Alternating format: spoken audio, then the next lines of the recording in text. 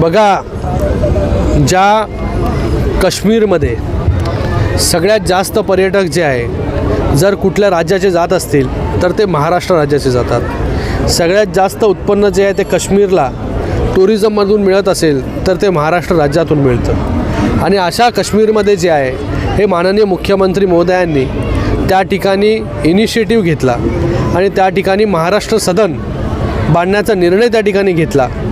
राज्यपालांनी त्याच्यावरती सकारात्मक निर्णय देखील दिला, जेणेकरून जे पर्यटक महाराष्ट्रामधून जातील ते देखील त्याचा लाभ जो आहे तो त्या ठिकाणी घेऊ शकतील. पण काल जे स्टेटमेंट त्या ठिकाणी केलं ओमर अब्दुल्लानी, मला वाटतं तर सगळ्या महाराष्ट्रामधून जे आहे तर त्यांचा त्या ठिकाणी निषेध होतो आहे. मीही तीव्र शब्दामध्ये जो आहे तो त्यांचा त्या ठिकाणी निषेध करतो. पण याच्यावरून जास्त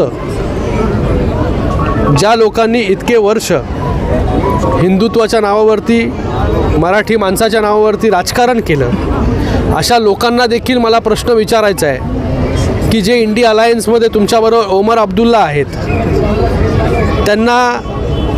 त्यांनी जेव्हा हे स्टेटमेंट केलं की आम्ही हे महाराष्ट्र सदन कसं काश्मीरमध्ये होतो, ज्या काश्मीरमधून 370 हटवण्याचं स्वप्न जे आहे बाळासाहेबांनी पाहिलं आणि ते हटवण्याचं काम या देशाचे प्रधानमंत्री नरेंद्र मोदी साहेबांनी केलं, अशा काश्मीरमध्ये महाराष्ट्र सदन होऊ देणार नाही.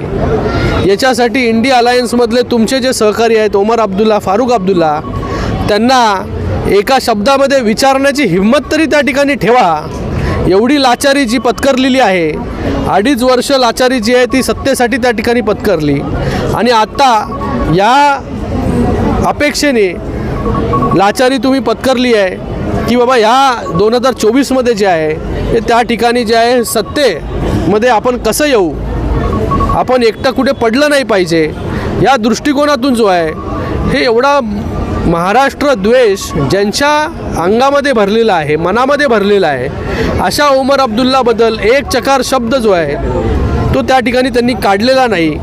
आणि मला 100% माहिती आहे की त्यांच्या तोंडून जो आहे एक शकार शब्द जो आहे त्यांना प्रश्न विचारण्याची हिंमत होणार नाही.